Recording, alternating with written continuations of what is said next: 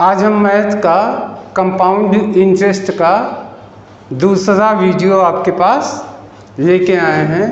पहले वीडियो में कुछ ट्रिक्स बताए थे अलग टाइप के, अब की बार आज भी कुछ टाइप के क्वेश्चन और उनके ट्रिक्स आपको बताएंगे। तो आइए शुरू करते हैं। किसी मूलधन को P प्रिंसिपल यानी P से व्यक्त करते हैं। किसी मूलधन को R1% दर पर T1 वर्षों के लिए, R2% दर पर T2 वर्षों के लिए, R3% दर पर T3 वर्षों के लिए दी गई हो। इसका मतलब है कि कोई मूलधन है और उसका ब्याज दर अलग हो, समय अलग हो। दूसरे को दिया ब्याज दर अलग, समय अलग, तीसरे को ब्याज दर अलग, समय अलग। तो मिश्रधन क्या होगा? तो बहुत आसान है। मिश्रधन ए अमाउंट कहते हैं। मिश्रधन ए बराबर P1 + R1/100 और T1 की घात 1 + R2/100 T2 की घात 1 + R3/100 T3 की घात। अगर और हो तो और भी जुड़ जाएगा। इस तरीके से ये फार्मूले से हम अमाउंट निकाल सकते हैं।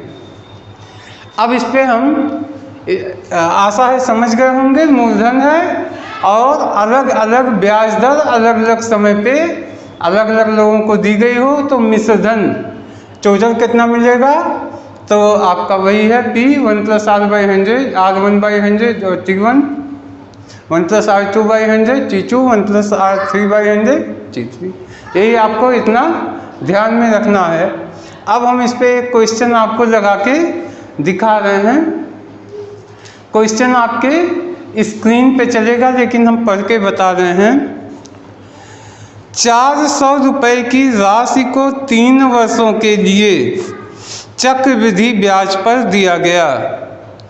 यदि पहले, दूसरे, तीसरे वर्ष में दर क्रमशः 10%, 5% और 20% हो, तो समय की समाप्ति पर कितनी राशि लौटाई जाएगी? तो इसमें आपका यहाँ क्वेश्चन P हो गया 400, R1 हो गया आपका 10%, R2 हो गया 5%, 5, R3 हो गया 20% यानी 20। चूंकि 3 वर्षों के लिए दिया गया है, तो पहला वर्ष, दूसरा वर्ष और तीसरा वर्ष, जब हम एक एक वर्षों का निकालते हैं तो T1, T2, T3 इस पे एक एक की घात जाएगी। अब इसको सॉल्व कर लेते हैं। यानी A बराबर 400 R1 1 + 10/100 1 + 5/100 1 + 20/100 1। अब इसको सॉल्व कर लीजिए। ये 400 अपनी जगह पर रखिए और इसको कर देते हैं गुणे। इसको छोटा कर लीजिए। 10 एकम 10, 10 × 100, यानी 10 एकम 10 है 11/10 गुणे। इसको छोटा कर लीजिए। 5 एकम 5, 5 × 100, 20 एकम 20 है 21/20। चूंकि घात एक एक है, इसका कोई मतलब नहीं रहेगा। और ये छोटा कर लीजिए। 20 एकम 20, 20/25 100, 5 एकम 5 1, 6/5। अब हम इसको सॉल्व कर लेते हैं। 1 2 ऐसे कर लीजिए। 20 विषयम 400, 10 दूनी 20 यानी 2, और तो बचेगा नहीं। तो ये हो गया 2 गुणे 11 यानी 22 गुणे 21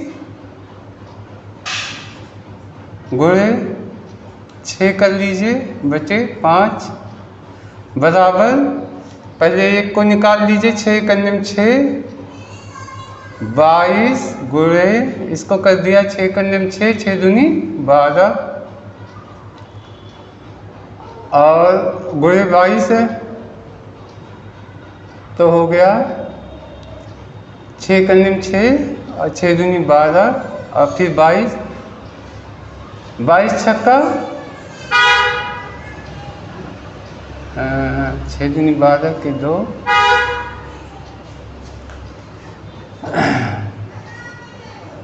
हासिल 132 के 2 हासिल 13, 22 दूनी 44, 10 54 3 57 के 7 हासिल 5, 22 करने 22 5 27 बचे 5 बराबर, अब इसको काट दीजिए, 5 बचे 25, 2 बचा 27 हो गया, 5 बचे 25, 2 बचा 22 हो गया, 5 और 20, 2 बचा 10 बाद गया, 5 और 20, ये 0 अपनी तरफ से बढ़ जाएगा, यानी 554 रुपया 40 पैसा। यही हो गया आंसर, यही हो गया आंसर।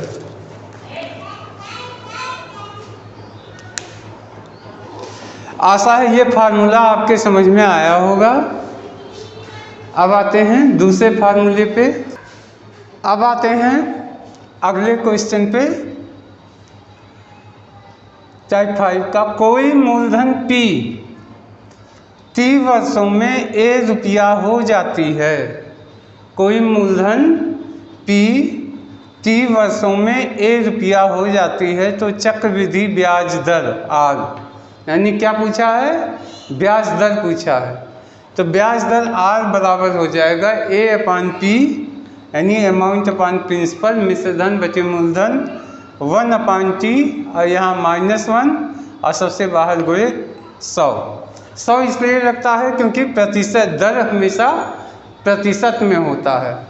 तो बस इतना सा ही बात है, यानी आपको ध्यान रखना है प्रिंसिपल दिया हो यानी मूलधन, अमाउंट मिश्रधन दिया हो और आपसे दर पूछा जाए तो आप आराम से निकाल सकते हैं A/P और 1/T फिर -1 और बाहर गुणे 100।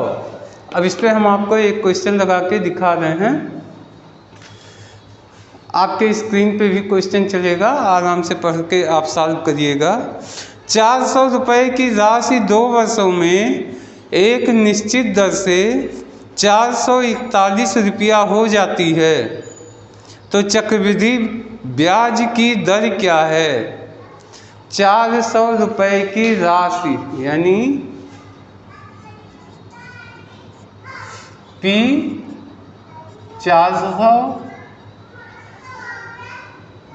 2 वर्षों में निश्चित दर से 441 रुपया हो जाती है, यानी A 441 T 2 R पूछा। अब आप आज निकालना है तो हो गया A/P यानी 441 बचे 400 और 1/T यानी 2, फिर -1 और फिर बाहर गुणे 100। अब इसको कर लीजिए, ये बहुत आसान है। अगर ऊपर 1/2 आ रहा है, T का मतलब 2 और 1/T है यानी 1/2 हो गया। अब क्या होता है, जब कहीं ब्रैकेट के ऊपर अगर 1/2 की घात लगी हो तो हमेशा इसका मतलब वर्गमूल होता है। क्या होता है, वर्गमूल होता है। अगर 1/2 है, 1/2 कोई भी चीज़ हो, मान लीजिए 9 पर 1/2 लिखा है, इसका मतलब हो गया √9। आइए बराबर होता है 3।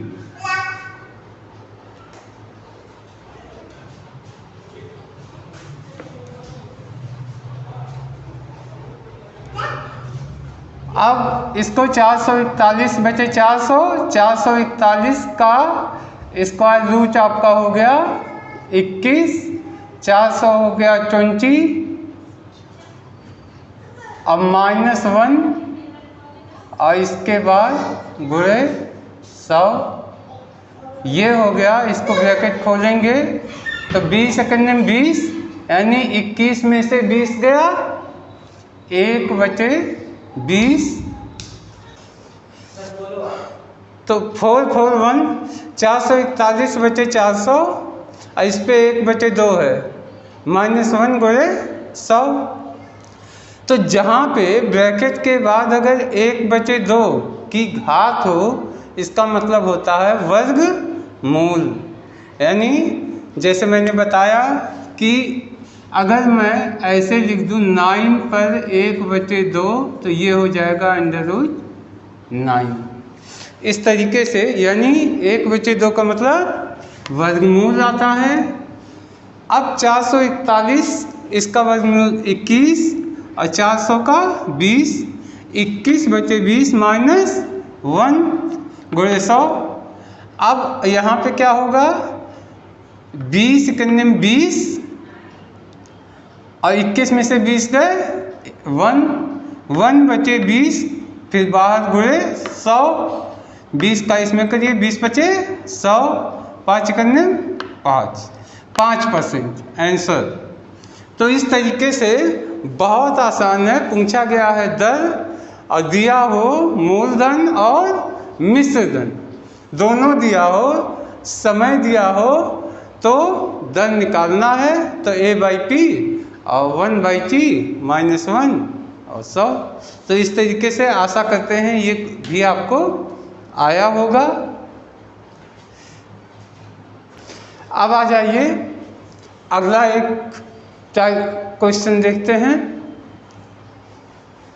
चक्रवृद्धि ब्याज दर से यदि कोई मूलधन T1 वर्षों में N1 गुनी, अब की बात क्या है, N1 गुनी, T1 वर्षों में N1 गुनी तथा T2 वर्षों में N2 गुनी हो, N2 गुनी हो जाए तो दर बराबर, इससे पहले भी दर आपने निकाला था, उसमें मूलधन और मिश्रधन दिया था। यहाँ पे T1 वर्षों में N1 गुनी, T2 वर्षों में N2 गुनी, तो दर बराबर होगा N2/N1 और 1/T2 - T1 और फिर -1 और बाहर गुणे 100।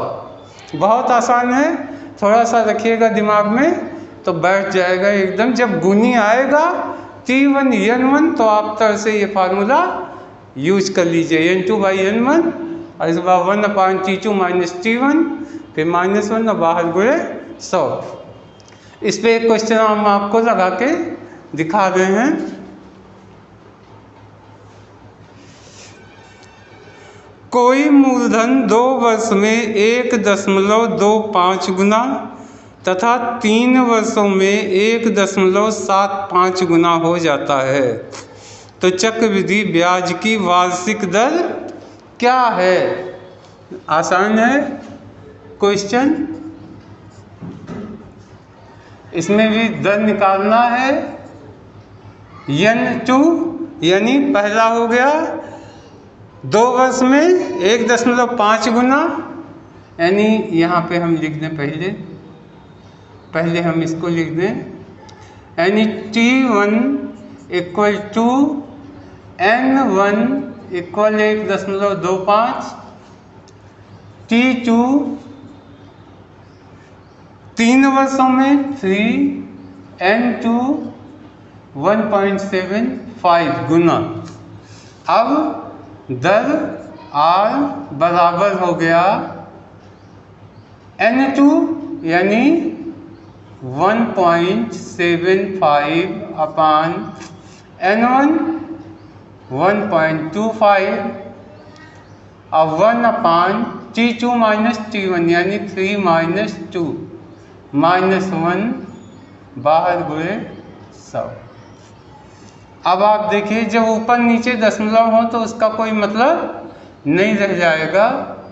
और 1/3 माइनस 2 इसका मतलब हो गया 3 में से 2 गए 1, तो 1 बचे 1 बराबर 1 की घात, तो उसका कोई मतलब नहीं रह गया। यानी इसको अगर हम काट दें तो हमारा आएगा, इसको ऐसे कर लीजिए 1.75 बचे 1.25, 1 बचे 1 है, इसका कोई मतलब नहीं रह गया, -1 बाहर गुणे 100। अब 1.25 करने में 1.25 और 1.75 में से घटाइएगा तो हो गया 0.50 बचे 1.25 गुणे 100 बराबर। अब ये देखिए इसका दशमलव हटाना है तो मुझे ऊपर 2 जीरो बढ़ाना पड़ेगा।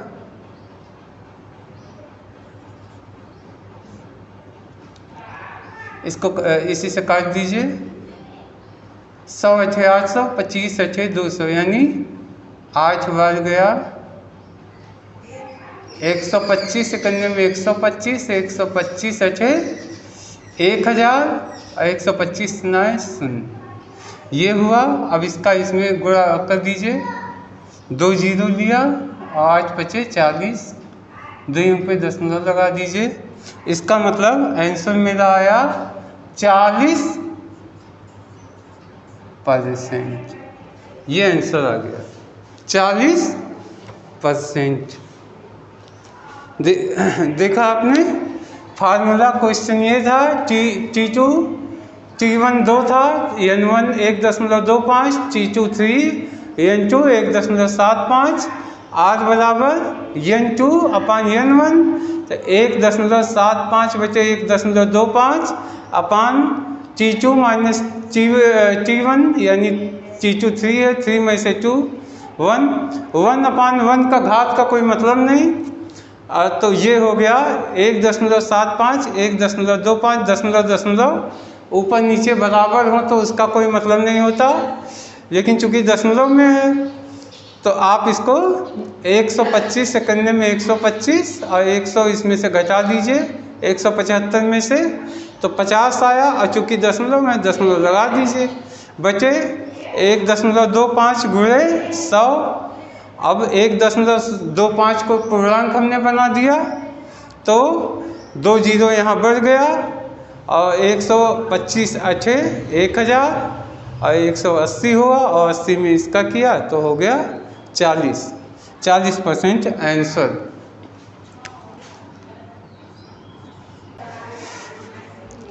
अब आइए अगला देखते हैं। ये वाला जो हम बताने जा रहे हैं ये और पिछला दोनों सेम चीज़ें हैं। पिछला जो क्वेश्चन आपने पढ़ा उसमें क्या था, चक्रवृद्धि ब्याज से यदि कोई मूलधन T1 वर्षों में, पिछले बार था N1 गुनी, और T2 वर्षों में N2 गुनी थी। यहाँ पे क्या है, T1 वर्षों में अमाउंट यानी मिश्रधन A1 और T2 वर्षों में मिश्रधन A2 हो जाए तो दर बराबर, दर ही निकालना है। तो पिछली बार जहाँ N2 बचे N1 करते थे उसकी जगह पे A2 बचे A1 हो जाएगा बस। और सेम वही फार्मूला, वही एग्जाम्पल, वही सब कुछ है। ऐसे इस टाइप का एक क्वेश्चन अभी हमने सॉल्व करके दिखाया है। सेम ऐसे इसको भी क्वेश्चन को सॉल्व करना रहेगा। तो एक क्वेश्चन लगा के दिखा दे रहे हैं, क्वेश्चन स्क्रीन पे चलेगा।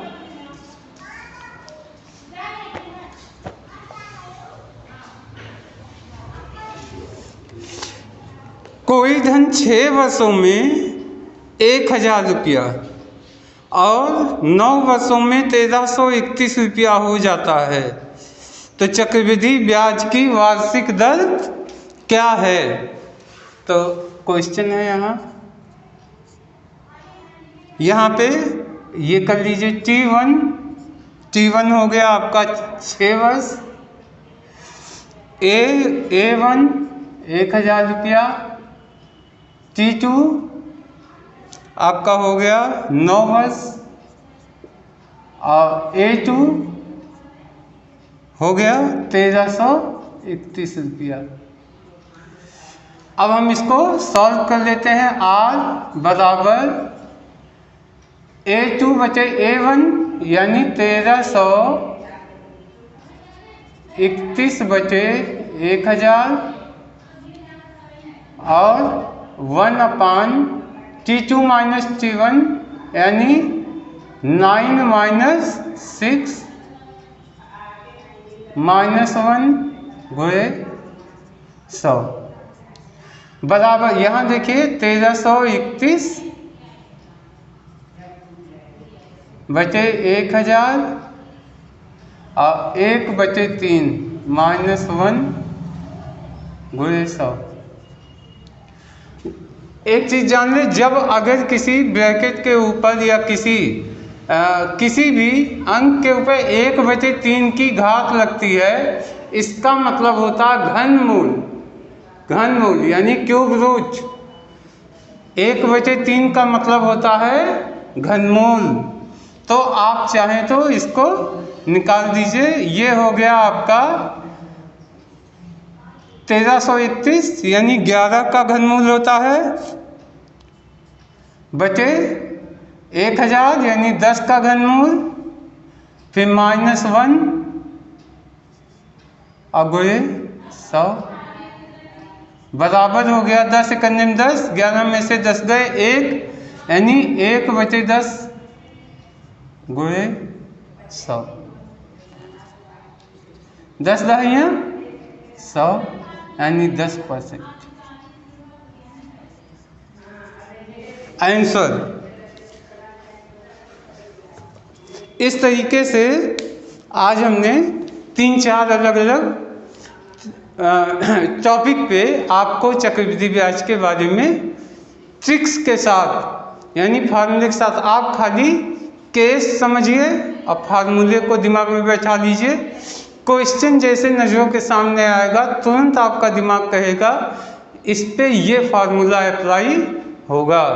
और आप बहुत तेज़ी से, चूँकि कंपटीशन एग्ज़ाम में स्पीड टेस्टिंग भी होती है यानी बहुत तेज़ी से सवाल लगाने होते हैं, तो इसमें ये आपका पूरा का पूरा हेल्प करेगा। चैनल को सब्सक्राइब कर लीजिएगा। आगे हम और भी वीडियो आपको इस टॉपिक पे देने वाले हैं, तब जाके ये चैप्टर कंप्लीट होगा। Thank you.